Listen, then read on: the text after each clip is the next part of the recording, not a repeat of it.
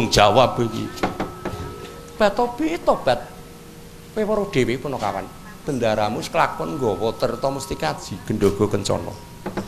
Mengko nek Sinuwun Duryudana kundur padha siram jamas. Njut ora ana wujud Gendhoga Kencana ora wurung aku sing bakal dipidana. Kowe kudu pinter golek cara. Kudu pinter golek cara ben bisa gawe ora dukane Sinuwun Duryudana. Aduh mati gong. Nun muter utek gong. Kepiye carane Sinuwun Duryudana ben aja nganti nesu. Merga kae diasta Sinuwun apa jenenge Ndara Janaka kundur ana Praja Ngamarta. Enteng. Nang desane Dewa alu buntung ora nyelang kok geger. Enteni tak aring pawone wastu aku. Waduh. Arep apa kae? Tenang, meneng.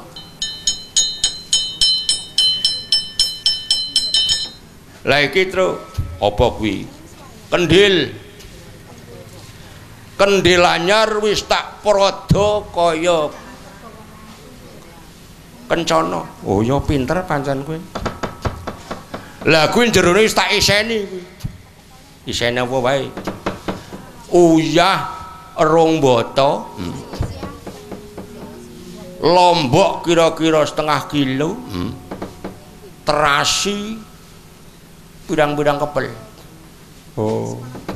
Lombok telasi uyah. Kurang siji. Apa? Banyu. Iku direseni banyu iki. Lah golek banyu kono sumur.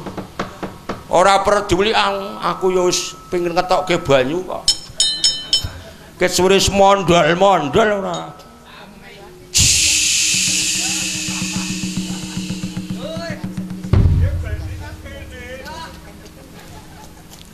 Pun alalalalalalala. Lah kok ngumplok ya kok. Ngumplok. Kuwi jeneng apa? Iki jenenge Tirta Mustika werni-werni. Lah terus, lah niki pun ampun suwun ndak kawanan. Niki mangke nggih. Nek ingkang Sinuwun kondur siram jamas kalih Durna Sengkuni niki kan ngombe. Kon ngombe nggih.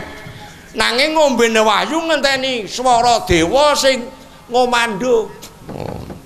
Mangke wonten dewa mriki mangke. Kena ngombe banyu ning nek ana dewa ngomandu. Oh iya iya. Niku mangke diaturke kali ki Sinuwun. Ya, nggih, ah malah kewalik. Truk, ayo ndelik. Ndelik truk mengko aku tak dadi dewa ya truk. Oh iya. Ingkang atos-atos, ampun lali mangke mature. Nggih. Iya, Bagong aku manut kowe.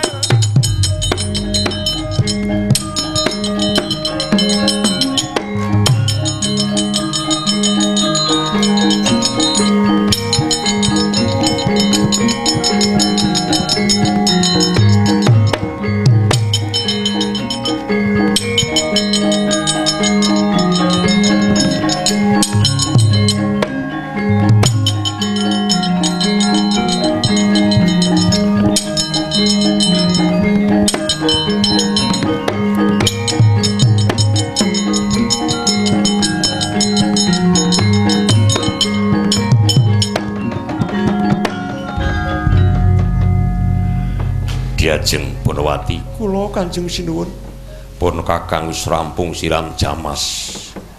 Ora ana sing ganggu gawe Gendhoga Kencana iki. Mboten Kang Mas. Syukur pagi kumanyangan. Bapa Durna, Kula nggar. monggo sareng-sareng dipun bikak. Isining wahyu dunjuk sesarengan. Mangke ditirai sekedhik kangge kadang-kadang Kurawa. Oh nggih, mangga. Nuwun sewu Sinuwun wonten wangsiting Bathara kula mireng. Ana dewa teka dene paring wangsit. Nuwun inggih. Kepiye munine? Mangke nek badhe ngunjuk wahyu ngentosi wangsit Bathara. Wong dewane niku tasih nglibeng wonten mriki dereng wangsul. Dewa kok nglibeng kan. Bapa Durna, Kula nggih. Miturut ngendikanipun garwa kula Yayi Banowati saged ngunjuk tirta Mustika Aji ngentosi wangsiting Bathara. Oh, leres. Wong niku banyu dudu sak dengah-dengahing banyu. Banyu wahyu. Niku kudu ana sing ngomando. Saya dewa ingkang badhe paring petedah dhateng cara carane ngombe banyune wahyu. Lho nggih. Terus, wis kawis kumpul. Terus iki aku wis golek anda cekelono. Sing kenceng. Iya. Karepmu, aku tak menek anda, andane cekelen. Aku tak etok-etok nyuara suarane nerada, ya. Oh iya. Sing kenceng terus. Iya. Tuk tuk tuk tuk tuk tuk tuk tuk tuk tuk tuk tuk tuk. Suarane kok tak tuk. Meneng dewa kuwi nganggo sepatu ora ngerti ora kok kowe.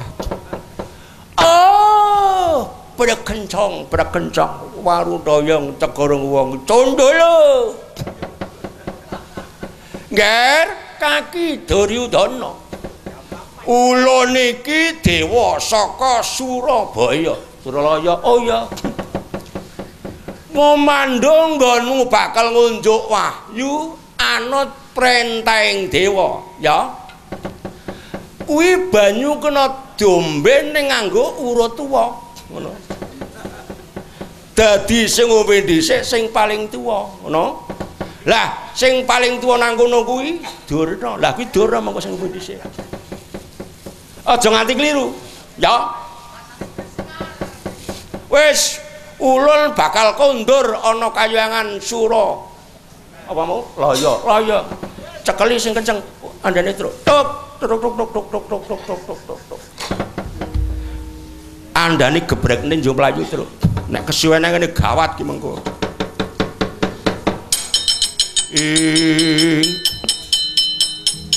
Miyat langening kalangyan nagara pada muncar.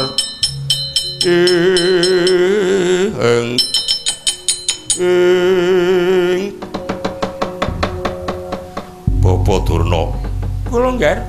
kula mireng wangsiting Bathara ngunjuk banyu wahyu ngangge cara. Carenipun Urut tuwa. Ngendikanipun panjenengan rumiyin ingkang ngunjuk banyune wahyu. nah, rak temenanan. Apa-apa kuwi pancen urut tuwa dadi ora dupeh ratu ki ora. Arut tuwa. Nuwun kula tak ngunjuk riyen, Nger. Semanggaaken.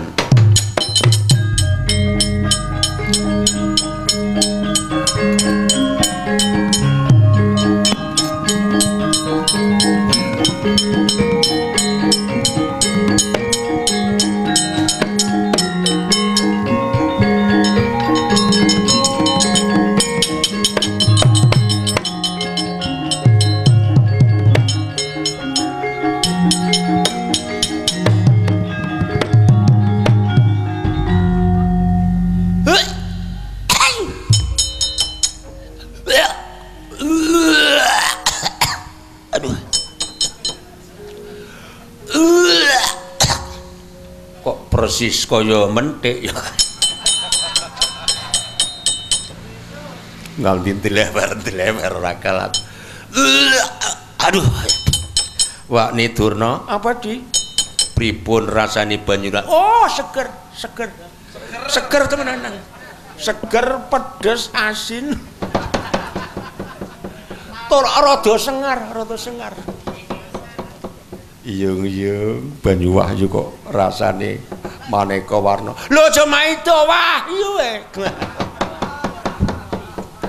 Wantah apa-apa genah wahyu kuwi mesti reka-reka. Rasane kuwi ana-ana kae ana sing aduh. Nger, cetha iki dipaeka puno kawan aduh.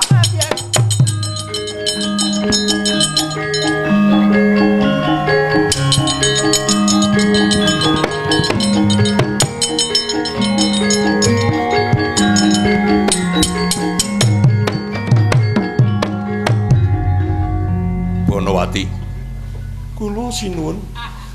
Tak takon Wangsulana Sujur. Mau sing teko rene sapa? Mboten wonten tiyang sinuwun. Sing teko rene sapa? Ngaku. Mboten wonten tiyang sinuwun. Ora ngaku. Polo siram. Bojo ratu kudune jujur. Sapa sing teko dene? Nuwun sewu ampun duka ingkang sowan mriki Janaka. Sapa? Dimas Janaka. Janaka. Suwe apa ora Janaka ning kene? Sawetawis. Dikapake kowe karo Janaka. Mboten dipun kapak-kapakne sinuwun. Ora percaya, rambutmu morak-marik kaya ngono kok. Mune ora dikapak-kapake. Ora lilo. Ora sutik duwe garwa kaya ngono. Minggat saka kene. Nuwun nggih kula badhe minggat. Ut.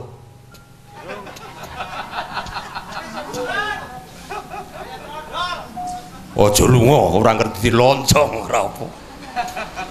Arep minggat bae. Wis, ayo. Tos pundi? Ayo, Teng pundi? turu. Meneng bumbung urung subuh. Aduh, kemalingan Pak Kurawa. Doyak Janaka nggar.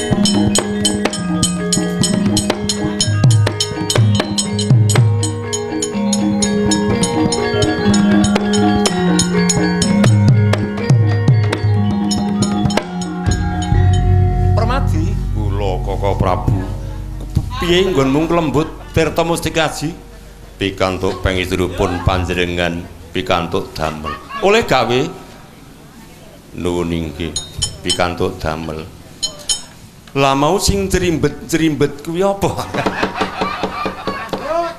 Sampeyan niku ratu mbok bisa ngrahasiakake perkara sih aduh sing jerimbet-jerimbet ya genah kendang kok bisa dikondhok. Kula sampeyan Ndara Janaka meneng penonton mesti ngerti ya. Kaya ngono wae kok diukarakake. Janaka manjing kae Dwayak Kurawa karben dadagi Gatotkaca nuringke Koko Prabu.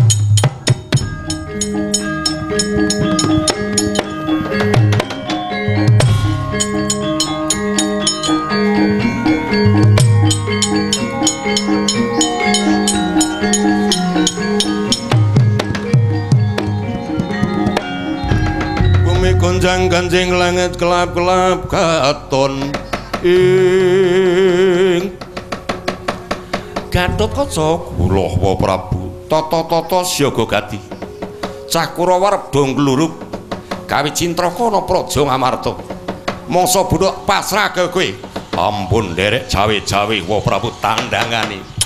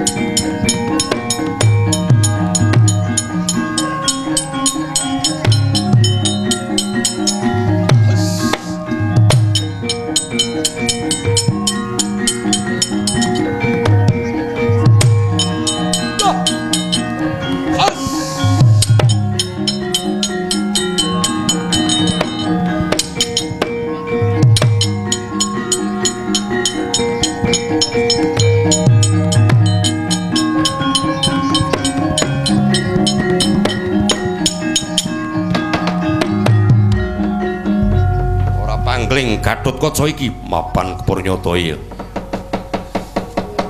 Jag-jagan ana praja Ngamarta mengku karep apa Siwa Kartamarma. Tak jaluk bali Gendhaga Kencana isi tirta Mustiwaji. Bisa nampa tirta Mustiwaji waton bisa nyempal pundak kiwa tengene Gatotkaca. Bapo arep apa? Nantang perkara. Kene maju ngalo dadamu tebak putah getih dadi apa ki? Ora melu glibeng sirahmu.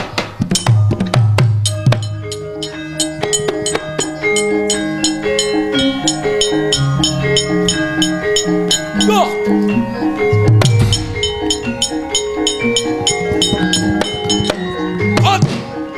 Waduh.